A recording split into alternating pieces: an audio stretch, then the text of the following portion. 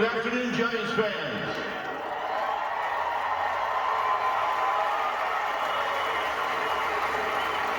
I'm Dwayne Kuiper. It's my first day here, so treat me well, please. We are here today to pay tribute to one of the most legendary Giants to ever wear the orange and black. That's number 22, Will Clark.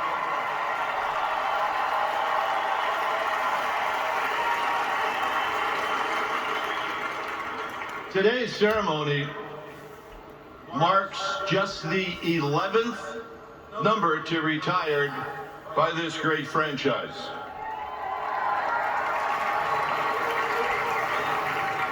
He started his career with a bang, and we all know what he did. He just hits a home run off of Nolan Ryan. And then the hits just kept on coming. One of the most self-confident individuals that I've ever been around.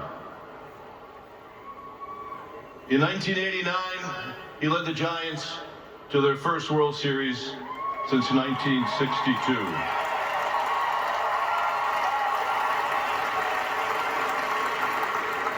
Six-time All-Star, two-time Gold Glove, a Silver Slugger Award, and one of the most incredible National League Championship Series against the Cubs. He was indeed the most valuable player.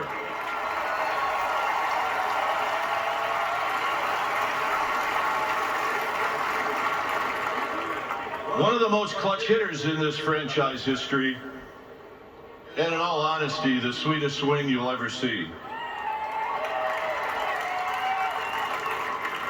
We're going to hear a lot more about Will from his teammates and from other speakers here this afternoon. But first, let me introduce the people that are most important to him that are on the field today, and that's his family.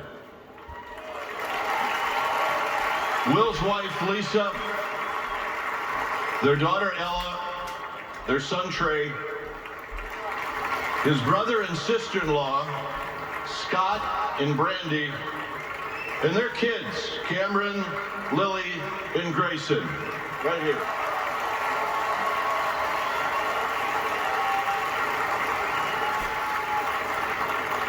And his close friend over the years, Josh Churro, and 11-year Major Leaguer Eric Burns.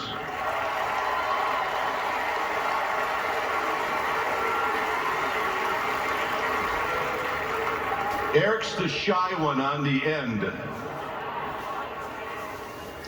Here's Will's Giants family. Vice Chairman Rob Dean. President and CEO Larry Baer.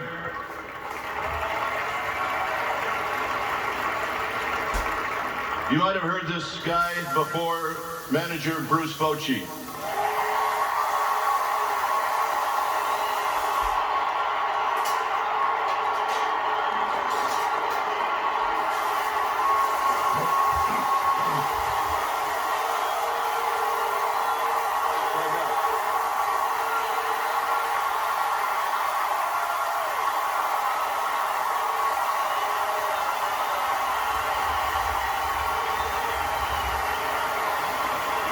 Giants manager Gabe Kapler.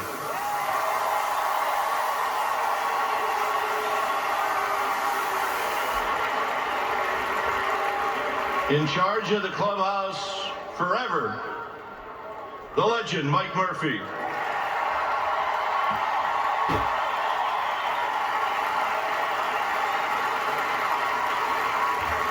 And our forever Giants that are here to honor Will Clark. Yeah. Seven-time All-Star. World Series champ, Buster Posey.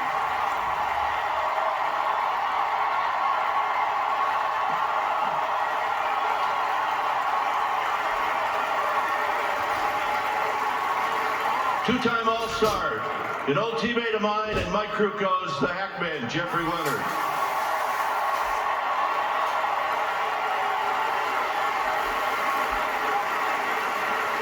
The 1989 Willie Mack Award, an inspiration to all of us, Dave Drevecki.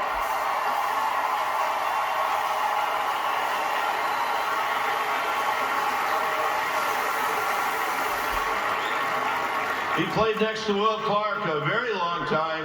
One of my all-time favorites, Robbie Thompson.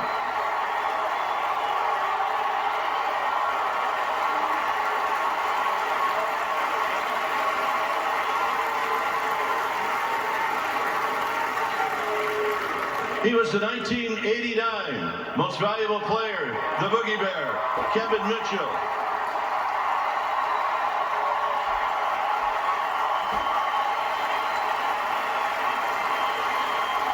And the last player to have his number retired, the home run king, Barry Bonds.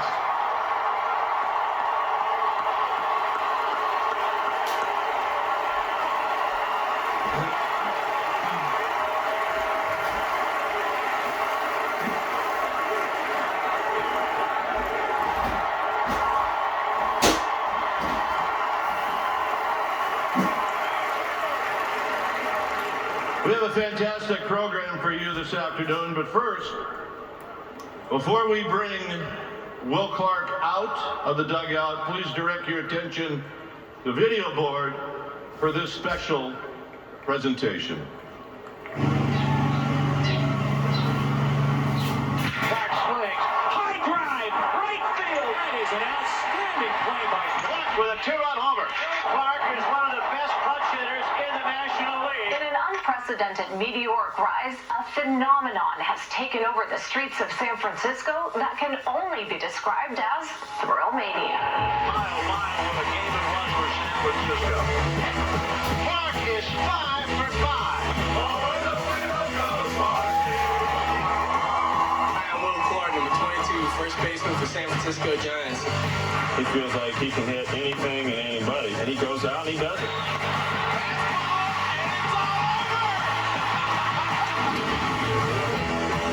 The intensity, his signature eyeglass. 22, baby!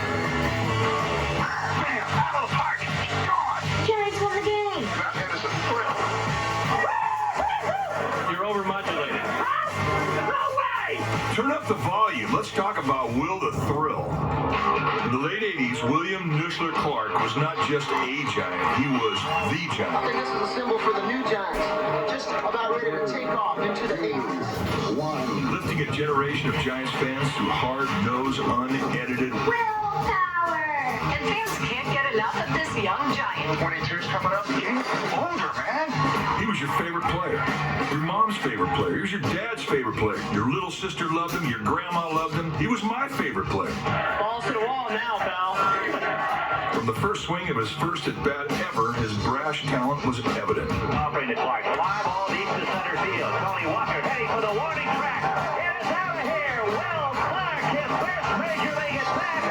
That cross home plate, I realized I hit it up into one line. I'll trade you this for your Will Clark card. No way. He was made for baseball, and baseball was made for him. And Will hits it to left field, and it is gone. The man played tough and loud. He wasn't afraid to get dirty. Simply put, he was there to kick your... I got a giant attitude. His confidence was off the charts. If you're good, go ahead and tell people. Now they know you're good. They gotta stop you. He had genuine swagger. The high-pitched kid from Louisiana was every opponent's nightmare. I was swinging back good. You're in trouble.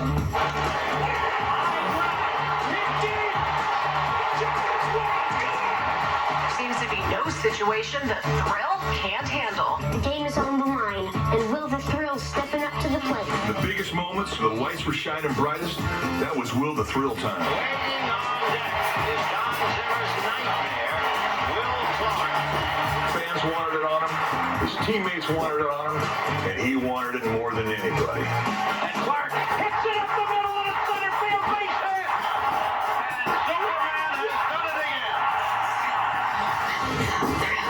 Baseball player or super best, there wasn't anything he couldn't do. And he would do anything for this team. Makes a great catch. You think you fans love him? His teammates loved him more. When we needed a big hit, Will did it, and it was unbelievable. You know, when you watch Will Clark's like, dang, it's amazing how he does some of the things that he does. His intensity for the game was only rivaled by his humor, his generosity, and his fun spirit. I always feel good. Hold on, let's pause. Did I mention that swing?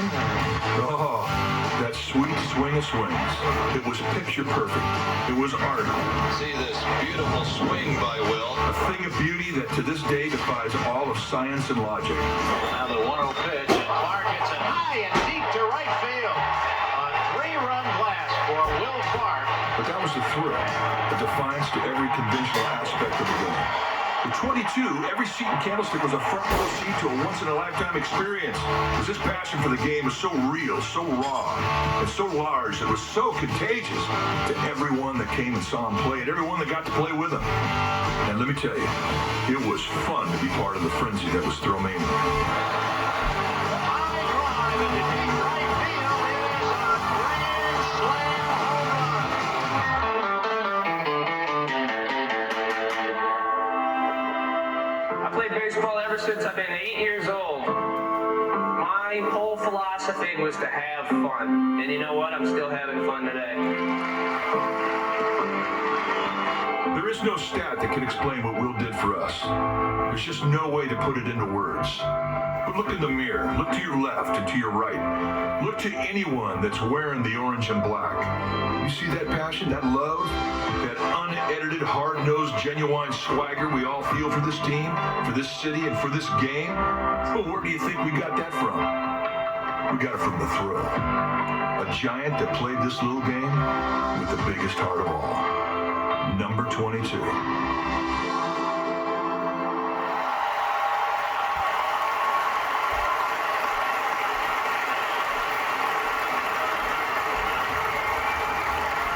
It is indeed my honor to introduce the man of the hour, a friend. Please welcome to the field the thrill himself, Will Clark.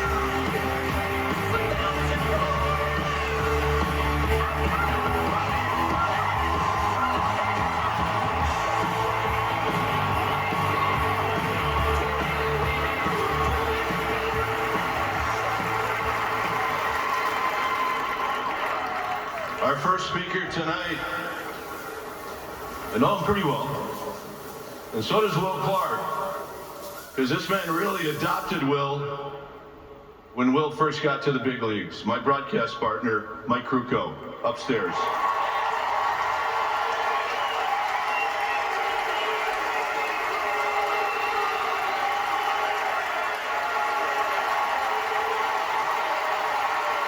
Thanks, Smooth. In 1985, the Giants lost 100 games. I was on that team. We who played in that team were embarrassed. It was the only time in 140 years of Giants history that a Giants team lost 100 games. We were missing something. In 1985 is also the year that the Giants selected Will Clark in the first round of the baseball draft. And shortly after the draft, during the College World Series, Will's team, Mississippi State, was playing, and we were on the road watching it on TV. It was the first time I ever saw Will take an at-bat, and I'll never forget the moment. I was watching the best swing that I would ever play with. I thought to myself, we need to get that guy up here right now. He signed with the Giants and was sent to Fresno, where he would finish out the 1985 season in A-ball. And in the 65 games that Will played with the Fresno Giants, he hit .309. He hit 10 home runs. He'd knock in 48 RBIs. They would win the Cal League championship. Before Clark got to Fresno, they were missing something. The following spring in 1986, we all reported to Scottsdale for spring training, and the majority of us were dreading having to face the media and begin the questioning about how we'd lost 100 games and what was going to change in 1986. We were dreading those interviews. And thanks to Will Clark, they never happened. We watched Will walk into Mike Murphy's clubhouse like he was a 10-year veteran and a 5-time All-Star, and you couldn't help but get caught up in his swagger. He was the Hurricane from New Orleans. The writers flocked to his locker, and he would hold court for the next 42 days. And we loved it. I was pitching the first game of spring training that year, and like all first spring training games, it was a game where I was just trying to get the kinks out and get over the first game jitters. It was the first day that I ever took the field with the new phenom, Will Clark. I was a 10-year veteran, and it wasn't really a situation where I was worried about making the team. Roger Craig, our skipper, had announced that I was going to be the opening day starter, so the outing was low stress. I was scheduled to throw 2 innings or 35 pitches, whatever came first. I walked the first guy, the second guy got a hit, and the third guy walked on 4 pitches. I was just about to step back on the rubber and get ready to pitch to the next Brewers hitter when I heard the high-pitched voice from first base yell, "Time out!" I looked over at first base, and here was Will Clark walking over the mound towards me.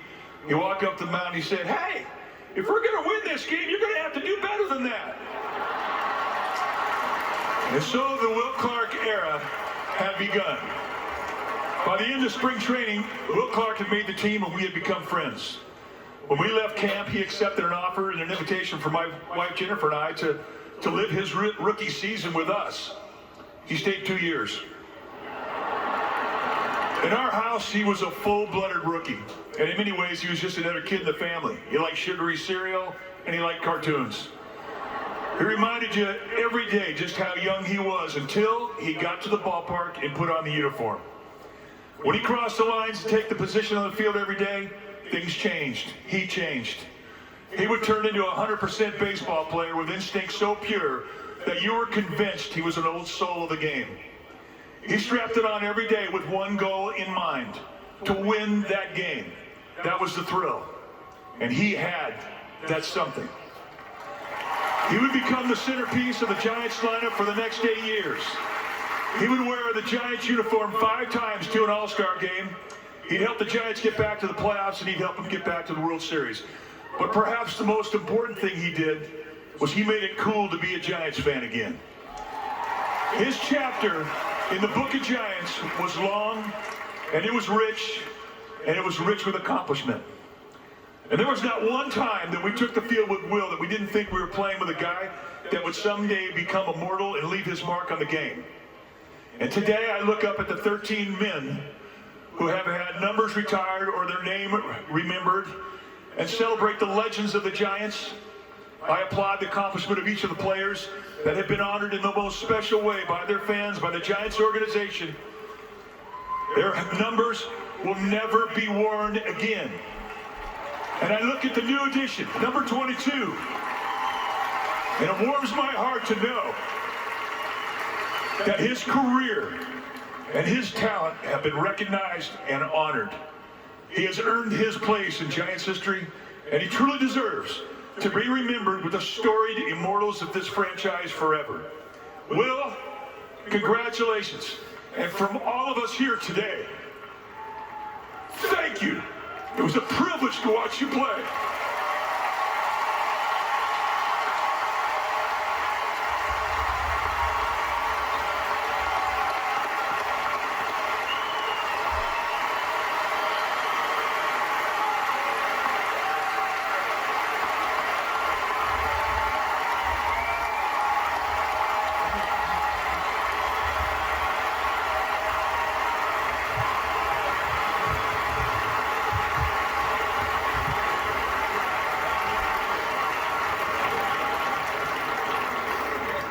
nice, Mike.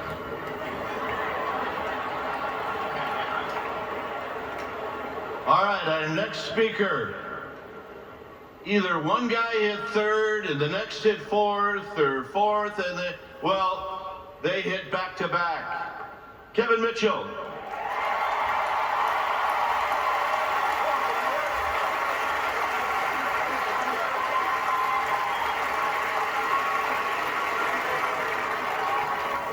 First of all, I'd like to thank the San Francisco Giants for having us here for this special occasion.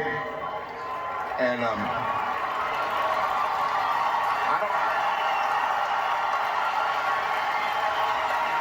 really don't know if I'm gonna tear up tonight for Will, because I love him so much, man. But I had a great time playing with this player. He's always been a good friend, a brother, and everything that we can ask for. When I first came over to the San Francisco Giants, Will Clark motivated me. He made me the player that I was. I competed against him when he was in front of me, and he made me the player that I was with the San Francisco Giants. First of all, I want to thank Will Clark for all the good times that I had here in San Francisco. And I love him very much. And I'll tell you, I appreciate you a lot, my man. I love you. Take care.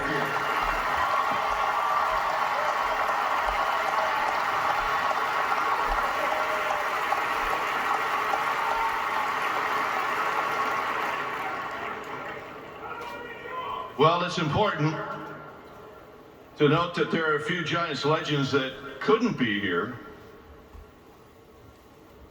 But they did definitely want to send a message. And our first one comes from the hum baby himself on the video board, Roger Craig.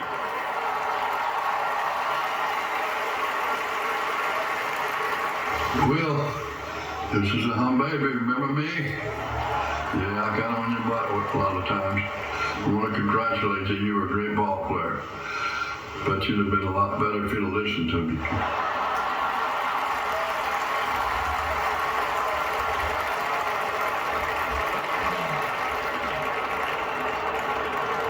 He still got it. He does. We also have a message from one of the gentlemen that managed Will Clark, and that's Dusty Baker.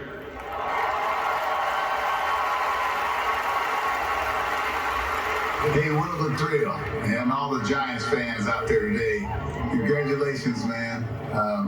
To retire your jersey, I mean, that is a tremendous, tremendous honor. I mean, you're a heck of a ball player, heck of a hitter.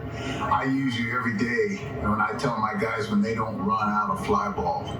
And you never, ever loafed on the baseball field. And, you know, you're a winner. I'm pleased and proud to have managed you and coached you. And congratulations. Oh, one more thing.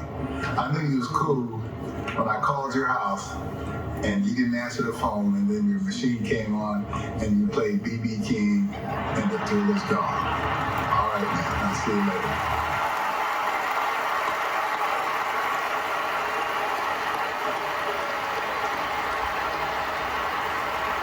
Oh, that's really good.